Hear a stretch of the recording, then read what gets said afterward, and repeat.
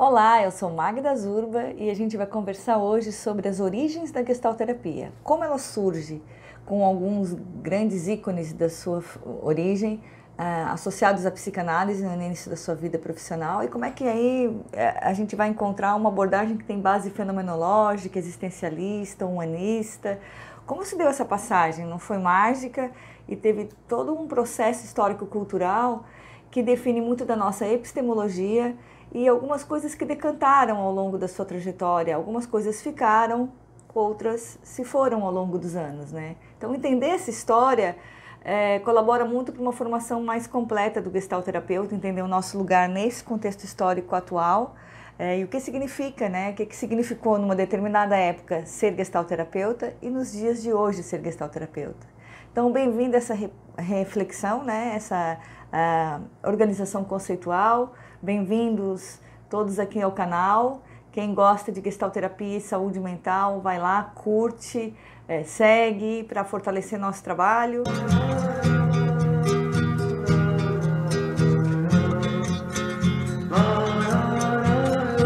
Em primeiro lugar, muitas pessoas consideram que a gestalterapia foi fundada por Pius. Acho que essa é uma outra coisa que a gente tem que relativizar de largada. Pius foi um grande protagonista das origens da gestalterapia, sim, com certeza. Tanto é que a gente vai contar a história dele hoje aqui. Muitas das partes da fundação da gestalterapia têm a ver com a própria história da trajetória da vida do Pius. Por outro lado, a gestalterapia não tem um único fundador, né? Ela acabou tendo essa grande influência do Pius na largada, mas ela nem estaria aqui se a gente não tivesse protagonistas muito fortes como Paul Goodman e Laura Pius, que durante muitos anos tocaram nos institutos de Nova York e Cleveland e formaram inúmeros gestalterapeutas que influenciaram o resto do mundo, inclusive aqui América Latina e o Brasil. Tivemos grandes ícones, autores que nos influenciaram vindos desse período de formação. Então, Fritz Pius, ele foi um cara que nasceu, para quem está estudando gestalterapia nessas épocas, né? Pensar que foi 1893, o ano que nasce esse cara. Então não é um número para decorar, mas a gente pensar, poxa, o que significa ter nascido nesse período, quando não existia internet, quando não existia tantas redes de relação social na rua, né? Pius teve uma infância turbulenta, com bastante dificuldade de contato com o pai, né? Não foi uma relação que a gente possa dizer, uma infância feliz. Eles eram de família judia ortodoxa e ele carrega essa marca a vida inteira, né? Formativa, de concepção não religiosa, né? Ele não segue como religião, o judaísmo, mas como uma marca cultural, isso fica muito forte para ele. Inclusive a gente vai ver durante a Segunda Guerra Mundial, no período do fascismo, nazismo na Europa, né? O quanto isso repercutiu na vida deles. De alguma maneira, o que é importante nesse período é que assim que ele sai, que eu acho que marca, traz para a gestalterapia algumas influências, é que assim, nesse período do início do século XX, quando ele é jovem, a gente vive enquanto humanidade a Primeira Guerra Mundial. E parece que a Primeira Guerra Mundial não teve grande importância, mas teve muita importância na formação do pensamento gestáltico, sim, né, da gestalterapia. Porque Pius, ele era muito jovem e teve que servir ao fronte, né? E servir ao fronte na Primeira Guerra Mundial, para a juventude atual, é importante considerar muito diferente do que os jovens conhecem hoje por guerra. A guerra hoje tem muito a ver com estratégia, com ambiente tecnológico, mísseis e tal. Primeira Guerra Mundial, quem nunca viu, assista filmes sobre isso, né? Era no front, era corpo a corpo. Então Pius, ele assiste o pior do ser humano naquele momento, ele traz essas marcas. Então assim, ele conseguiu evitar em 1914 ir até o front, mas em 1916 ele teve que ir, serviu no front da Bélgica. E ele voltou muito marcado por essas situações de guerra.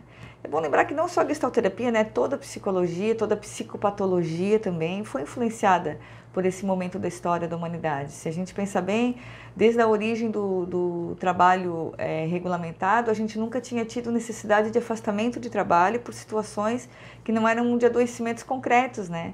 Foi aí que surgem os primeiros DSMs, se a gente lembrar. Na volta da Primeira Guerra Mundial, os médicos norte-americanos queriam afastar os soldados de guerra porque eles vinham com delírios, alucinações, terror noturno, não dormiam mais, então sintomas muitas vezes com sinais psicóticos. E não se tinha nome para essas doenças, tanto é que é inaugurado os manuais, né, com um conjunto de doenças psiquiátricas na época, que dá origem aos DSMs que a gente tem hoje, e que, na verdade, influenciou muitas pessoas naquele período a pensar o que é isso que eu estou sentindo, né? Então, soldados que tinham servido na guerra e voltavam com sinais muito distintos do que tinham ido, né? Então, Pius relatava ter visto pessoas morrendo, ter visto o pior do ser humano, né? E aí me vem 2 filmes. Um filme para recomendar para vocês, que é o Lendas da Paixão, que ele traz muito essa situação do fronte, de você ver as pessoas gritando, morrendo, ter dor, a dúvida que você tem se você seria capaz de matar uma pessoa em situações limites ou não, né? E um outro filme que eu lembrei, ele é bem recente, se chama O Poço. É um filme interessante que é um experimento social e que mostra também o comportamento humano em situações extremas, né? Do que o ser humano é capaz em situações extremas. Não é um filme de guerra, mas é um filme que ilustra um pouco essas situações. Então, quando Fritz Pius volta da Primeira Guerra Mundial com essas marcas, né, emocionais, ele vai em busca de outras coisas, né? Ele vai em busca de filosofia, de teatro, ele também faz o doutorado dele, é um período que ele ainda vai morar com a família, apesar de toda essa dificuldade com a família de origem dele, né? Considerando um período da humanidade em que as pessoas hiperconviviam com as suas famílias de origem, não é como nos dias de hoje. Então ele ainda continua morando com a família de origem, faz doutorado. Nesse período, marcado por essas questões assim da Primeira Guerra ainda, ele conhece Salomon Friedlander, que escreve sobre a indiferença criativa, que, digamos, é o prelúdio, né? É o início de reflexão sobre o que vai vir a ser o vazio fértil na gestalterapia depois. Friedlander, ele fazia uma crítica a Kant, ao dualismo kantiano, que Kant estudava essa relação entre o objeto, né, conhecido e o conhecedor, né? E essa relação com o conhecimento investigada por Friedlander trazia essa noção de indiferença criativa, a suspensão da curiosidade como uma diretriz, como uma ordem direta, né, que vai levar muito a essa reflexão sobre o vazio fértil.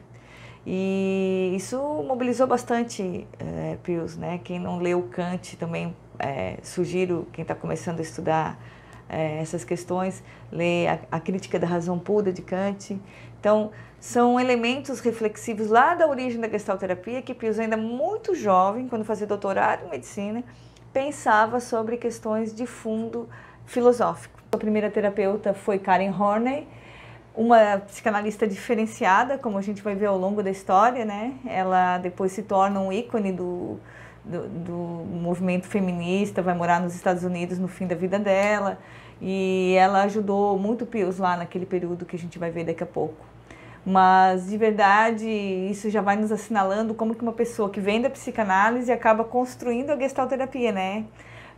Passa por alguns caminhos dentro da própria psicanálise que não são os caminhos ortodoxos, mais conservadores da época, né? Então, Karen Horney foi uma grande terapeuta na vida de Pius. Fruto desse processo terapêutico, ele decide então sair de Berlim e morar em Frankfurt.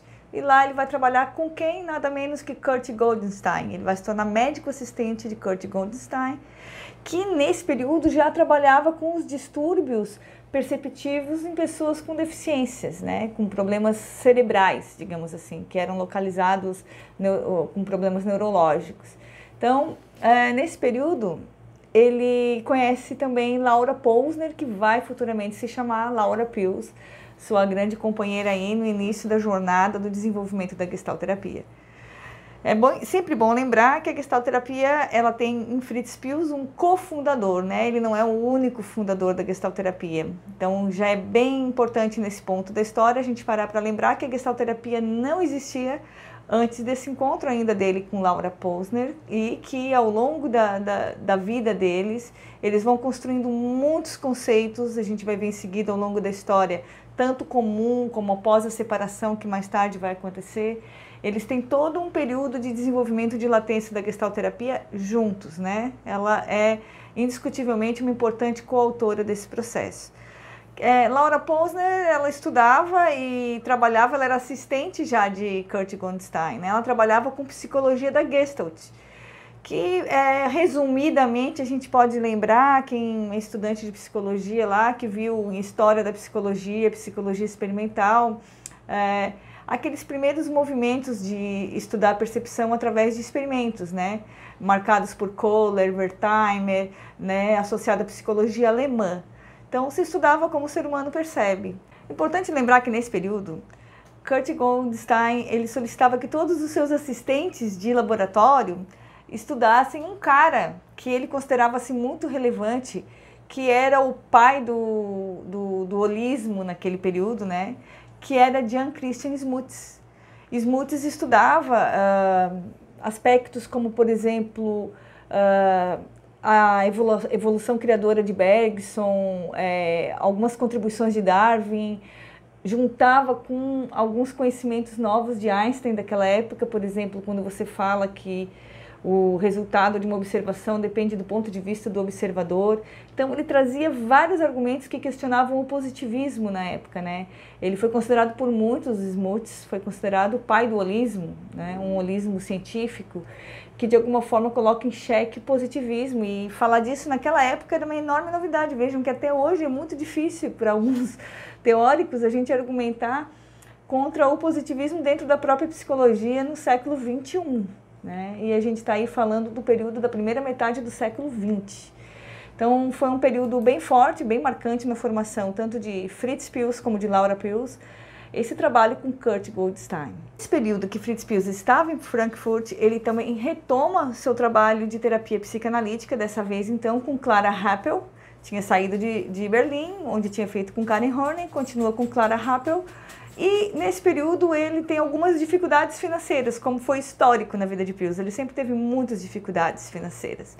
E aí ele estava com dificuldade de pagar a análise, lembrando que naquele período a análise era um produto de elite mesmo, né? Ainda hoje é um produto caro, qualquer psicoterapia, mas hoje a gente ainda fala em financiamentos pelo SUS, saúde pública em vários lugares do mundo, né? Saúde mental se tornou uma necessidade com mais visibilidade. Então, nesse período, pagava-se para ter esse processo em mãos ou não se tinha, né? E, na verdade, quando ele fazia esse processo analítico, ele tinha expectativas de se tornar um psicanalista, que ele ainda não era, assim, autorizado internamente, nem autorizado pelos colegas. E Clara Happel é que, percebendo o desenvolvimento dele e de que ele também já estava apertado financeiramente, acabou autorizando, então, a começar a trabalhar como psicanalista. Então, foi um período muito importante da vida dele, em que ele conclui alguns estudos com Kurt Goldstein e sai também autorizado em iniciar os seus trabalhos como terapeuta clínico na psicanálise, em análise. Logo que Perls passa por esse processo de estar autorizado como psicanalista, decide morar onde? Onde era o métier da psicanálise, onde as pessoas, os psicanalistas viviam, né? Que era em Viena. Então, ele sai de Frankfurt, experimenta morar um tempo em Viena, atuando como psicanalista. Então, ele e Laura decidem ir para Berlim, já construindo um vínculo de casal, e ele faz terapia com outro psicanalista chamado Eugen Harnik, que era um psicanalista ortodoxo, um húngaro, que simplesmente não estabelecia vínculo, né, presumidamente como a teoria propunha, mas com bastante rigor ortodoxo mesmo, né, com bastante rigor teórico da época, e que leva Perls a se afastar mais ainda da psicanálise nesse período, né? Com um argumento central de que ele via um distanciamento afetivo, uma dificuldade de realmente elaborar suas questões pessoais com esse formato terapêutico, né? Ele critica, por exemplo, um modelo de que ele não poderia tomar nenhuma decisão forte na vida, né? E esse é algo que ele traz para a gestalterapia depois, de que na psicanálise da época nada poderia ser tomado como decisão do próprio autor do processo clínico, né? Então, assim, o paciente, ele não podia decidir casar, nem se mudar, nem trocar de emprego, nada muito relevante que não fosse autorizado no processo clínico com o analista. Então, esse desempoderamento, digamos assim, levou Perls assim, a se afastar bastante. E quando ele decidiu casar com Laura Perls, né, com Lori Posner, que vem se tornar Laura Perls, né, a tradução de Lori nos Estados Unidos, depois passa ela a ser muito conhecida como Laura na abordagem gestáltica. Então, ele decide se casar com ela, nesse momento ele já tinha 36 anos, ela 24. E o analista disse que não podia. Então ele fez uma brincadeira, né, um trocadilho de que ele trocou o divã analítico pelo casamento, né, pela cama conjugal, e ele casou de toda forma, interrompeu o processo analítico, então, com esse terapeuta. Já casado com Laura, morando em Berlim, então ele estava com essas dificuldades, né, de se adaptar dentro da abordagem que ele trabalhava, e não era como hoje, que você migra de abordagem, escolhe outro formato. Então as coisas eram muito fechadas ainda naquele período, existia psicanálise, estava se consagrando a abordagem comportamental, mas é bom a gente se lembrar que ela tinha um outro rascunho, um outro desenho, que não era tanto clínico quanto a psicanálise, que já tinha avançado muito para o território da clínica. E o que tinha como recurso para ele era buscar um psicanalista diferenciado, né? Karen Horney, de novo, intervém, sugerindo, então, um analista top para ele. Logo quem? William Reich, né? O pai da psicoterapia corporal. Então, Reich, que fez todo o trabalho de um desenvolvimento teórico incrível da bioenergética, da vegetoterapia, para quem conhece, né? É toda uma análise do caráter, das couraças corporais, todo o conceito de autorregulação que é presente na obra da gestalterapia estava todo ali já no trabalho de Reich. Então, Reich, nesse período, já era um cara muito avançado para a época. Ele era um momento que ele estava assim, juntando muitas teorias que tinham a ver com o holismo, né? Quem estudou a biografia de Reich também vai ver que ele mandava cartas para Einstein. Ele era um cara de uma inteligência, uma perspicácia diferenciada para a época, né? Ele já estava problematizando coisas que a gente muito tardiamente foi problematizar no campo da psicologia clínica. Então Reich foi simplesmente um analista, né, o quarto analista de Fritz Perls, que foi a terapia que ele mais se identificou, né? Ele revela um profundo entusiasmo com o seu processo clínico nesse período. E ele se trabalhou por cerca de 2 anos, ele foi paciente de Reich, com quem aprendeu muitas coisas, assim, do ponto de vista teórico, através da prática, né? E são influências que a gente vai sempre perceber dentro da gestalterapia. Por exemplo, o papel mais ativo do terapeuta, né? O conceito de autorregulação, que eu já falei para vocês. A ideia dessa experiência de produção de vínculo com o outro, que não passava pelo modo tradicional ortodoxo da psicanálise que Reich já desenvolvia com seus pacientes. Então, e outros atributos que a gente vai vendo ao longo da teoria do trabalho clínico na gestalterapia. Então aí a gente está falando do início dos anos 30, né? Quando ele faz essa terapia com Reich, em seguida nasce a primeira filha de Perls, depois o segundo filho, né? O outro filho, ele só tem 2 filhos, com quem não teve uma relação muito forte ao longo da vida, né? Foi uma relação que se sustentou muito com base na Laura Perls, que cuidava mais dos filhos do que ele. Uma das coisas que acontece no início dos anos 30 é a perseguição aos judeus, que ali por volta de 1933, e foi algo que marcou profundamente a formação do pensamento gestáltico, porque fez que Perls migrasse com toda a família para Amsterdã, na Holanda, conseguiu visto para trabalho. Foram anos muito difíceis, de muita inflação na Europa.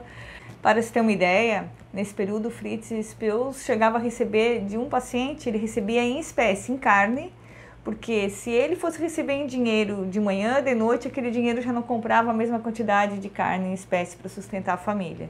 Eles quase passaram fome. Ele teve que se desfazer de todos os bens quando migrou para a Holanda. Ficou algum tempo lá, alguns meses. E sempre com essa coisa muito ameaçadora, né, de morte, porque era um período que só foi crescente, né, do início dos anos 30 até o final da Segunda Guerra Mundial.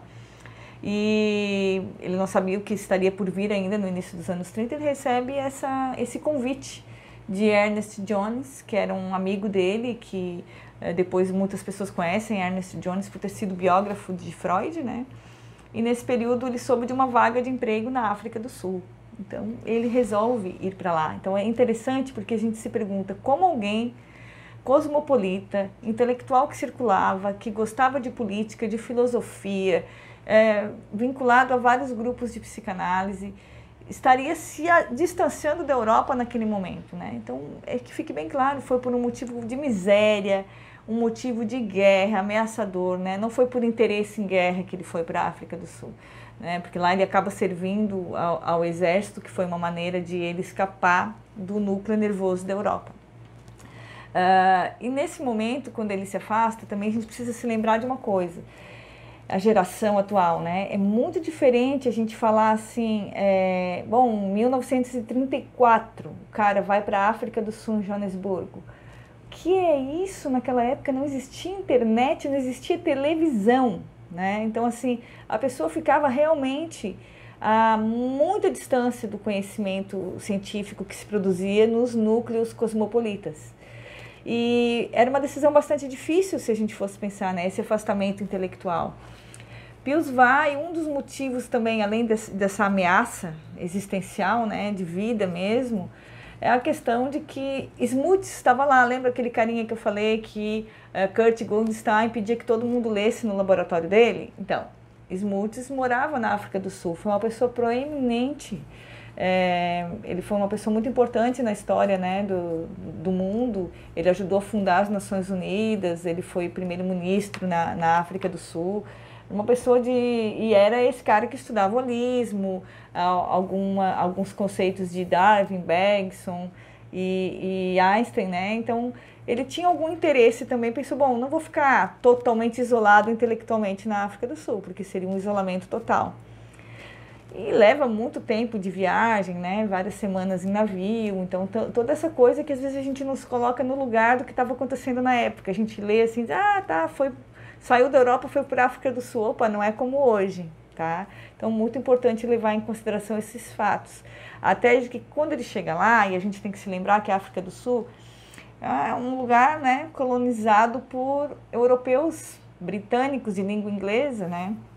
E muitas pessoas que gostavam de psicanálise, queriam fazer análise e não tinham psicanalistas europeus. Então, a gente está falando mesmo de colonialismo. Então, quando Fritz Pius vai para a África do Sul, ele é mais um europeu chegando lá, né? Algo que não era tão estranho para a região. Foi muito bem recebido, porque muitas pessoas com grande poder aquisitivo que eram da Europa e viviam na África do Sul não tinham como fazer análise. E nesse período passaram a procurá-lo como analista. Ele e Laura ficaram muito ricos. Eles montaram o primeiro instituto de psicanálise da África do Sul. Mas isso é bom a gente também lembrar que eles não sabiam que iam ficar muito ricos quando foram para lá, né? Eles foram numa aventura. Foram para lá em 1934. Em 1936 eles já tinham bastante dinheiro, inclusive Pius tinha alguns gostos refinados, colecionava selos, viajavam. E ele pôde, inclusive, ir para o Congresso de Psicanálise que aconteceu na Europa, onde ele pôde apresentar um pouco do que ele vinha desenvolvendo estudando na África do Sul. Porque aí pensa, o cara estava com tempo, né? Ele tinha dinheiro, eles tinham uma mansão, vários empregados e tal. Sobrava tempo para pesquisar, para refletir, para estudar, escrever.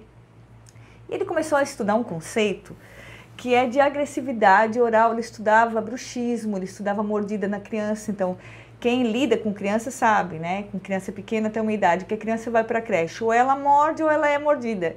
Porque existe um período em que a mordida tem uma função muito forte no desenvolvimento.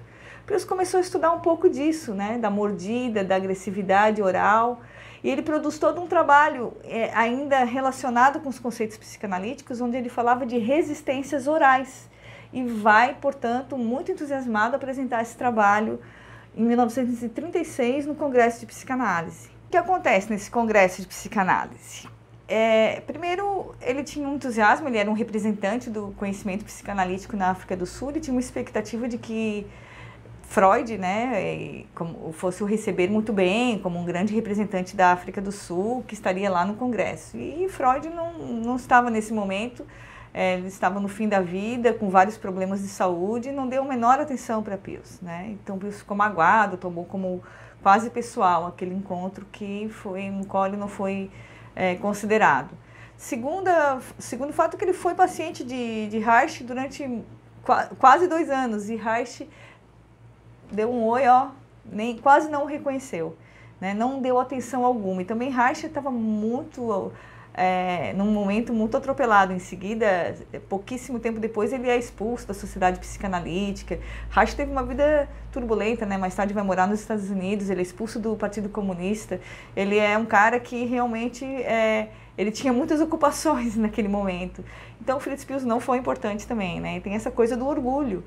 Então ele ficou muito abalado. Fora isso, teve o aspecto teórico, né? Digamos que foi o terceiro ponto que mexeu muito com ele.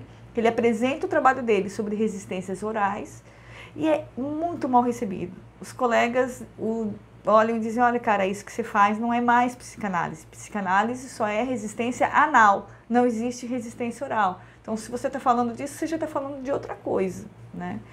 E esse já era um início de, digamos, de estudar algo que tinha alguma influência reichiana, né? Mas ele estava num isolamento intelectual e mal foi recebido por Reich também, nem por Freud, ele não tinha com quem trocar essas ideias. Ele volta para a África do Sul dessa longa viagem, né? Esse congresso tinha sido em Praga. Ele volta para a África do Sul, decidido então a escrever, elaborar melhor essas ideias. Nesse período, quer dizer, o congresso foi em 1936, em 1940, e nesses anos aí ele leva escrevendo uma obra muito importante chamada Ego, Fome e Agressão, onde ele consegue organizar essas ideias. Aliás, ele não, que fique muito claro, Laura é a autora desse livro, se não foi mais autora do que ele. Na verdade, Laura foi coautora de certeza, mas nesse período era muito comum só os homens colocarem o nome no trabalho que escrevia junto com a mulher. Ela cuidava dos filhos, se ocupava em algumas coisas, nas quais ela não finalizou, digamos, o ponto final da obra ou a revisão, mas a produção de ideias todas foram construídas entre os dois, né? Isso é sabido dentro da área da abordagem gestáltica, da importância de Laura Pils na formação dessas primeiras origens. O que tem de importante conceitual nessa obra também para a gente pensar? Ali eles já trazem a importância do momento presente, a importância de uma abordagem mais sintética do que analítica, no sentido de que as pessoas produzem um funcionamento organísmico a partir de uma visão holística, né? Tem aí também um prelúdio de uma crítica ao conceito de transferência, que depois vai ser elaborado melhor dentro da gestalterapia, na busca de um contato autêntico, né, na formação, no desenvolvimento humano. Então tem alguns argumentos centrais que trazem a ideia de corpo, de linguagem corporal, né, de agressividade oral. Ali eles estudam um pouco do bruxismo, e isso aparece na obra com uma linguagem ainda indireta. Vamos dizer assim, ainda não é gestalterapia, mas a gente já está aí com muito argumento construído para o que vai vir a acontecer em seguida. O cara já estava com 53 anos, estamos aí em 1946, com uma vida estável, financeira, agradável, tudo certo, ricos, mas bateu a angústia existencial, né? Ele realmente estava ali com tudo previsto como seria até o fim de sua vida, porque o isolamento cultural era muito grande, como eu disse para vocês nesse período.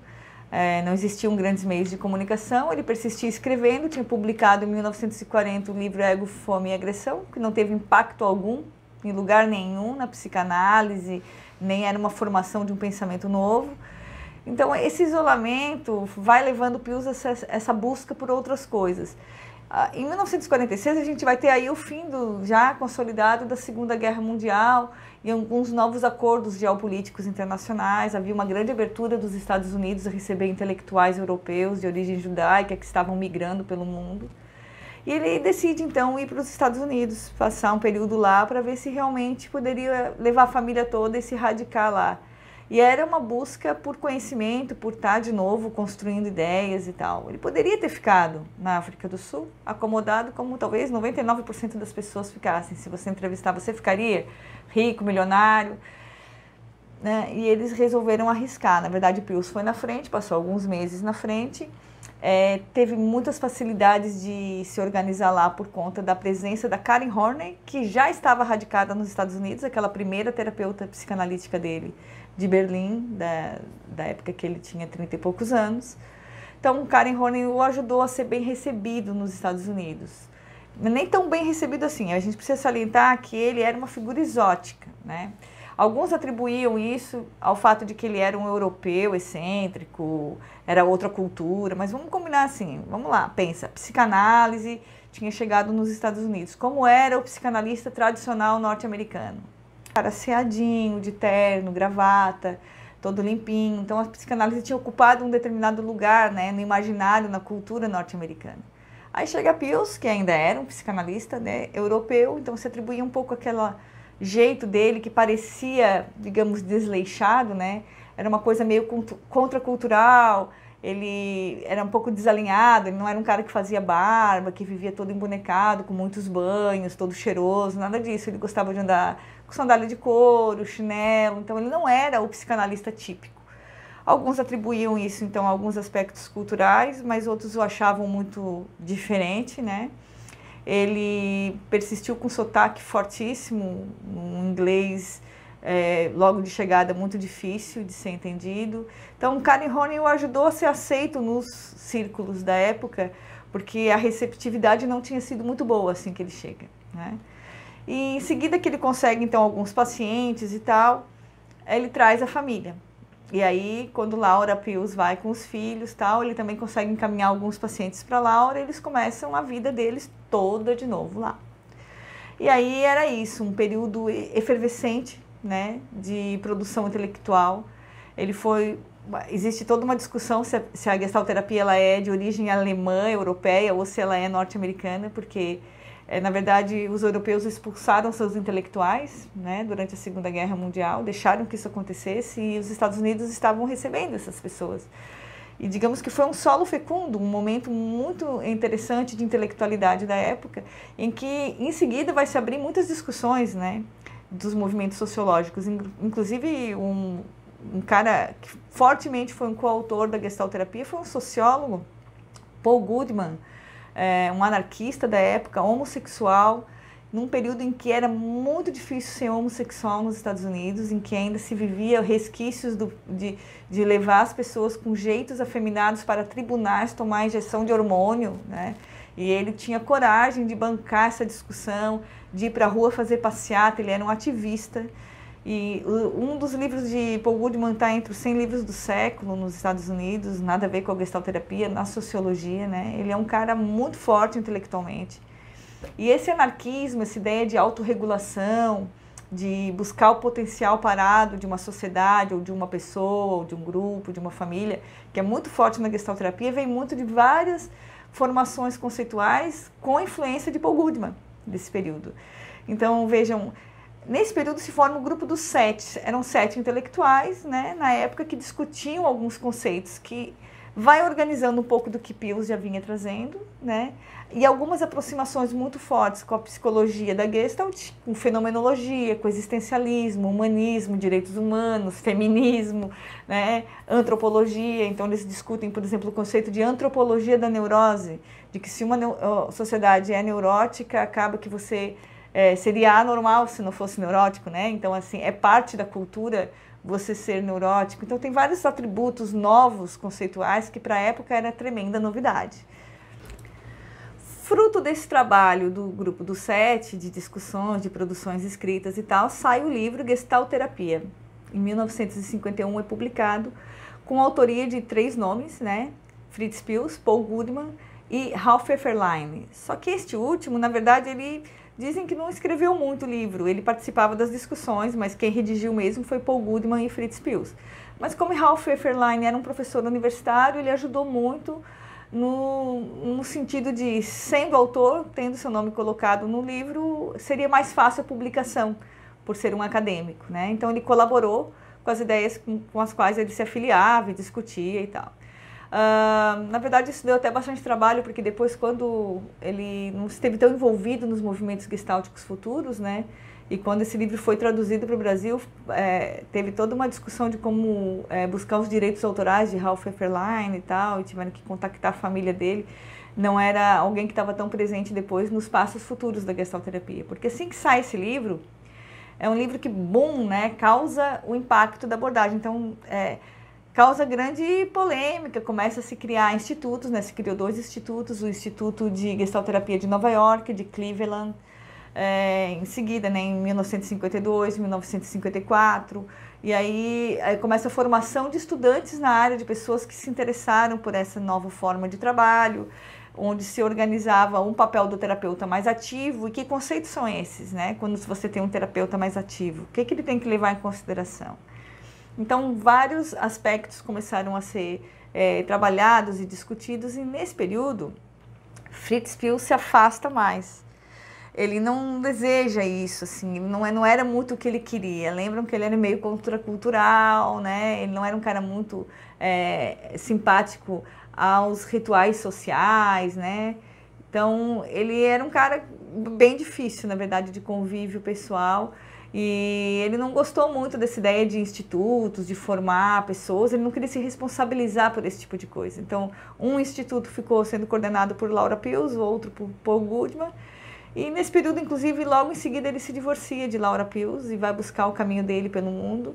Em 1956 ele está separado da Laura Pius e vai morar na Flórida, e não acompanhou, então, o desenvolvimento dos trabalhos dentro dos institutos de formação gestáltica, assim.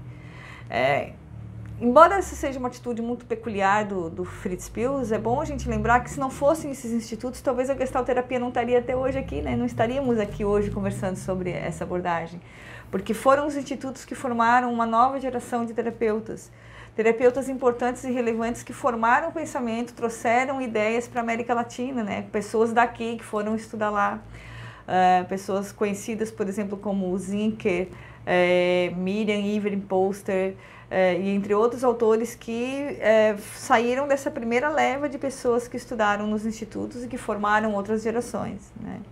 Então foi um trabalho bem importante para a consolidação do que viria a ser uma nova abordagem. Mas Pius em si estava numa outra parada, né? Ele estava trabalhando, então estava na Flórida, trabalhando como terapeuta, e se apaixona por uma paciente, algo completamente inadequado na nossa concepção de clínica, né? Se interrompe o trabalho clínico e ambos vão viver essa paixão, que a gente já sabe de antemão que não é genuína, né? Quando isso acontece, a gente já sabe que não é algo de verdade mesmo, porque há muitas camadas aí de neurose, muitas coisas que se confundem no papel terapeuta e paciente. Então, na verdade, a gente vai ver que não dura tanto tempo, mas dura aí 4 anos, suficiente para ele viver inúmeras experiências com essa mulher, com quem ele começou a ter várias experiências psicodélicas e começou a ter muitos ciúmes. Foi um momento muito de isolamento dele, do grupo com quem ele ajudou a criar a gestalterapia.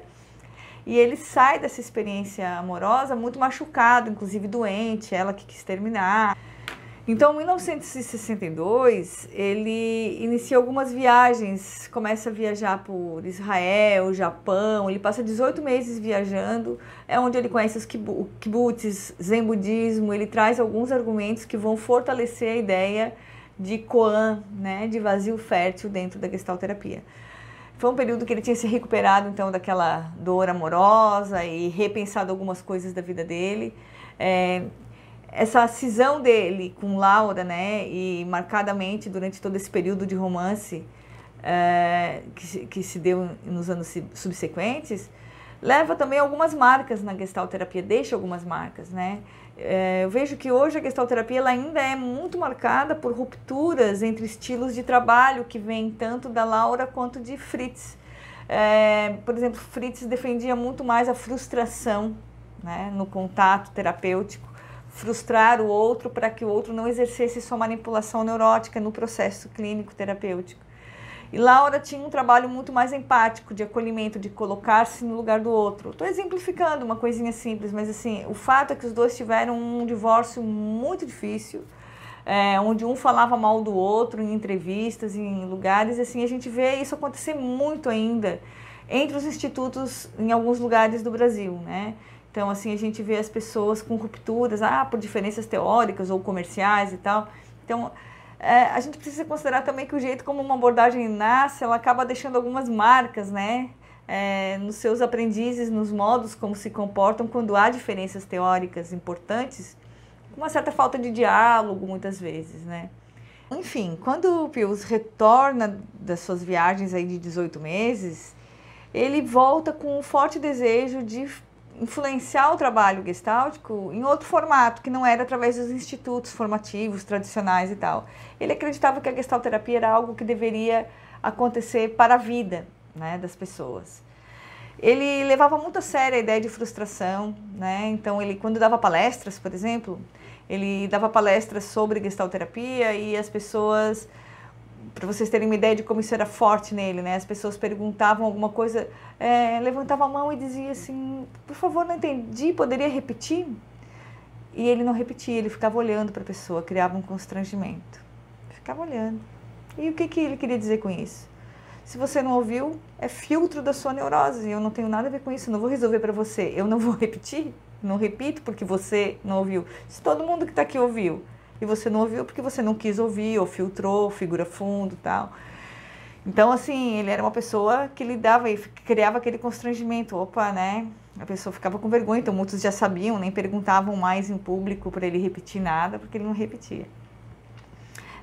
Ele acaba voltando dessa viagem, ele volta muito certo de que a gestalterapia era algo que devia ser aplicado no cotidiano. Então ele começa esse círculo de palestras, ele encontra com Michael Murphy, que era um herdeiro de uma terra belíssima, e onde ele tinha montado uma terra onde tinha águas termais e tal, onde foi montado o Instituto Esalen, que está lá até hoje em São Francisco, na Califórnia, né? Perto de São Francisco, na Califórnia. Na verdade, Esalen era uma casa quase decadente, meio vazia, não tinha muitas coisas funcionando. Era um sonho do Michael Murphy criar um centro de desenvolvimento humano, do potencial humano. E era o sonho de Pius também, porque ele tinha voltado com essas ideias. Bom, o mais importante não era remontar uma vida gestáltica só no ambiente da clínica, quando eu faço psicoterapia, mas a ideia de Pius é de que as pessoas pudessem viver a gestalterapia numa espécie de spa ou uma casa onde você pudesse, sei lá, vou viver aí uma semana num lugar onde eu tenha grupos terapêuticos, o café da manhã, tudo vivendo com alguns princípios da vida gestáltica, né? E que isso seria terapêutico em si. Então ele sai de uma ideia de individual para grupos, de grupos para a ideia de comunidades, né? De que as pessoas vivendo em comunidades poderiam melhor experienciar, né? A experiência do vivido lá da fenomenologia, que a gente poderia melhor se colocar na experiência transformadora. Bom, ele traz essas ideias e foi um encontro perfeito. Ele vai morar na casa de Esalen, que tinha sido fundada há pouco tempo por Michael Murphy. Agora, foi aí muito importante para o centro de Esalen a presença de Pius, porque ele torna aquele centro badalado, né? Ele cria uma experiência nova, que ele começa a criar laboratórios de demonstração, programas de formação profissional, e começa a atrair muitas pessoas para irem a Esalen. A gente está falando aí dos anos 63, 64, e o bem da verdade é que no início os primeiros grupos de laboratórios de demonstração de Pius tinham poucas pessoas, né? Juntava 5, 6, 7, 10, 12 pessoas, aí eram os grupinhos, né? Que começaram a se alargar. E esse fenômeno foi crescente. De repente, os grupos começaram a criar corpo. O trabalho dele começou a se consolidar, né? Ele começa a trabalhar na prática com os grupos e na vivência na casa, com os conceitos com os quais ele acreditava. E ele estava um pouco revoltado com a ideia dos institutos. Tanto é que em alguma entrevista perguntaram para ele: o que você acha do que aconteceu com a gestalterapia, que ela cresceu, né? Em 51 saiu livre, e aí agora é uma abordagem consolidada. O que você tem achado disso? E ele era meio deselegante, né? E ele só respondia: tá todo mundo ganhando dinheiro. Ele resumia nisso, né? Então, o que importava, ele estava criticando que o que importava para as pessoas era ganhar dinheiro, né? E não realmente focar nos conceitos originais. Não era verdade quanto a Paul Goodman e a Laura Pius, mas havia uma bronca, né, interna, por conta dessas questões pessoais que eu já falei, mas... Bem, na verdade, isso existiu também. Alguns terapeutas formados pelos institutos que tinham a ânsia era de botar seu consultório, ganhar seu dinheiro, e ok, isso existe até hoje, né? E é muito interessante que esse período que Pius fica morando em Esalen, os grupos vão crescendo devagarinho, com muitas pessoas se aproximando, né? E começa a criar um fenômeno que muitos terapeutas de todo o território norte-americano começam a ir a Esalen conhecer o trabalho dele. Porque ele se torna razoavelmente famoso, conhecido, porque o trabalho dele era aberto. Poucos terapeutas faziam um trabalho assim aberto ao público. As pessoas faziam muito trabalho de consultório, né? E lembrando que Fritz Pius teve uma forte influência também de Moreno. Ele frequentou, tem assinatura no livro de atas de assinatura do Moreno, quando na década de 20 Moreno fazia o teatro espontâneo, então aberto em Viena, né? Então Fritz Pius, por muitos anos, Moreno fez esses teatros abertos e Fritz Pius frequentou, conheceu esse trabalho. E isso está na biografia do Moreno, né? Não está na biografia do Pius, esse reconhecimento tácito, mas a gente vê também algumas influências aí de aproximação, como essa ideia de abrir, a ideia de grupo. Alguns recursos técnicos que Pius desenvolve, nesse período, não se mantêm muito, não são muito usados hoje por gestalterapeutas. Um exemplo é a cadeira quente, né? Que é uma metáfora, um nome com a ideia de cadeira elétrica norte-americana, né? Da pena de morte. A ideia de que ele trabalhava em grupo, o indivíduo. Então a pessoa, ele chamava quem queria se trabalhar e a pessoa sentava do seu lado numa cadeira e ele começava a dialogar com a pessoa em público e criava uma situação onde a pessoa se emocionava, a pessoa trabalhava coisas em público. Então, dado também o fato de que a pessoa estava consentindo e se trabalhava com a técnica Gestalt, que ele estava, na verdade, demonstrando como se trabalhava. E isso poucas pessoas faziam, digamos, a gente nunca mais tinha visto desde o trabalho do teatro espontâneo de Moreno, que já era extinto há alguns anos, porque depois Moreno vai para os Estados Unidos também e acaba desenvolvendo o psicodrama, né? Desfoca um pouco do seu trabalho original, que era teatro espontâneo no início do século XX. Então, é um momento marcante para o desenvolvimento da área, porque muitas pessoas foram conhecê-lo. Mas também teve aí, digamos, um pouco de espírito do tempo, né, que contribuiu para que a gestalterapia se consolidasse. Vamos olhar para a história do mundo, né? Estamos aí nos anos de 1968. Então essa geração agora conhece muito pouco sobre isso.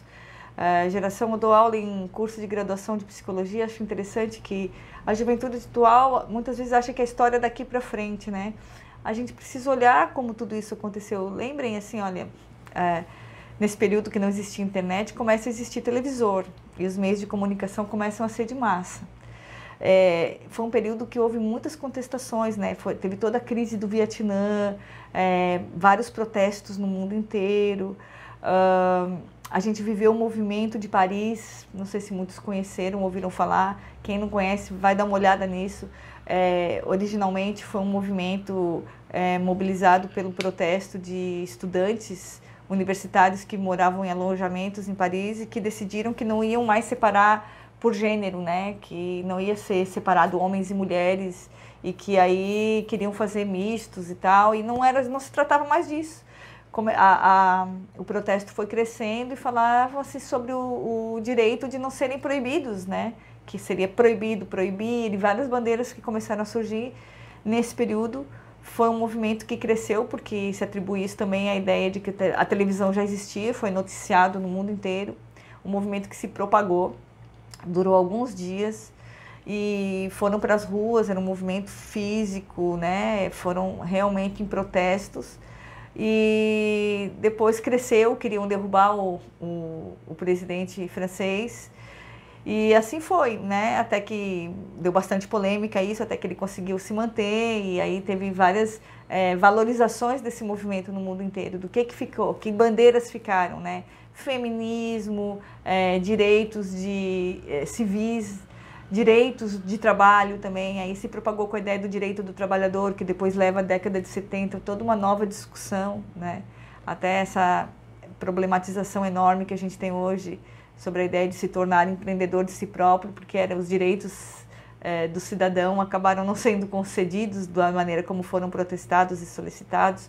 Mas muitos teóricos das ciências humanas atribuem esse período, esse movimento efervescente de 1968, como alicerces de uma nova época que depois levou muitos anos se consolidando. Por exemplo, se associa toda a ideia de movimento hippie, movimento feminista da década de 70, a esse período de transição, de polêmica, de que a sociedade reivindicava um novo estilo de viver, mais autêntico, mais livre, menos regulado pelo Estado. Havia todo um movimento de decepção do pós-Segunda Guerra Mundial, em onde o Estado, os governantes botavam as pessoas para se matar como soldados de guerra, e que, na verdade, quem tinha se beneficiado, né? Então, várias questões de nova ordem, de estabelecer algumas novas regras de direitos humanos dentro do funcionamento capitalista que estava colocado. Então, surgiram os críticos ao capitalismo e vários novos formatos de repensar a vida social.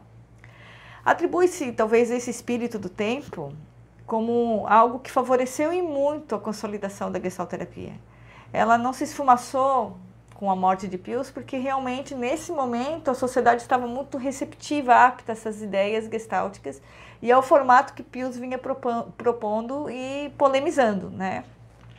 Ele acaba sendo considerado, ele acabou ficando famoso em Jerusalém, começa a agregar várias pessoas que iam só para ver os grupos de Pius.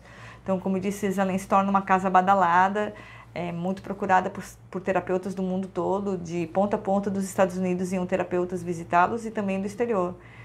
E, de fato, ele acaba sendo capa da revista Life, naquele período, acaba sendo considerado ainda com a máxima, né, escrito o rei dos hippies, né? Então, ele acaba sendo havendo um reconhecimento de quem ele era, já há muitos anos ele era esse cara, né? Desde que ele veio da África do Sul para o território norte-americano, né? Ele era esse cara, mas aí naquele momento havia toda uma valorização de andar de sandálias de couro, de não fazer a barba, deixar as coisas acontecerem com mais autenticidade, né? Ele questiona muito o deverismo dentro da gestalterapia, porque a gente faz tantas coisas pelo dever ser, sem respeitar a autorregulação orgânica e todos os processos de adoecimento que decorrem daí. Então, digamos que a gente viveu esse período que foi turbulento, mas que levou a um reconhecimento de uma forma de trabalho que deixavam as pessoas mais livres para viver a sua experiência, sem tantas críticas e tantos deverismos. Muitas pessoas famosas que a gente conhece na psicologia passaram por Jerusalém e ficaram lá um tempo com Pius aprendendo. Por exemplo, vocês já devem ter escutado falar de Gregory Bateson, que é o pai da sistêmica, esteve em Jerusalém, conviveu com esses trabalhos do final da vida de Pius. Alexander Lowen, que já tinha sido influenciado por Reich, que trabalha com a ideia de bioenergética. Stanislav Grof, que trabalhou com experiências psicodélicas e psicologia transpessoal. E, por fim, John Grinder e Richard Blander, digamos que são ícones da neurolinguística e que, infelizmente, deformaram muito do trabalho da gestalterapia. Então, o Richard Blander, ele acaba ficando odioso, né? Ele muda alguns conceitos. Na gestalterapia, por exemplo, a gente trabalha com a ideia de processo, né? Do processo que leva a gente a alguns resultados na vida.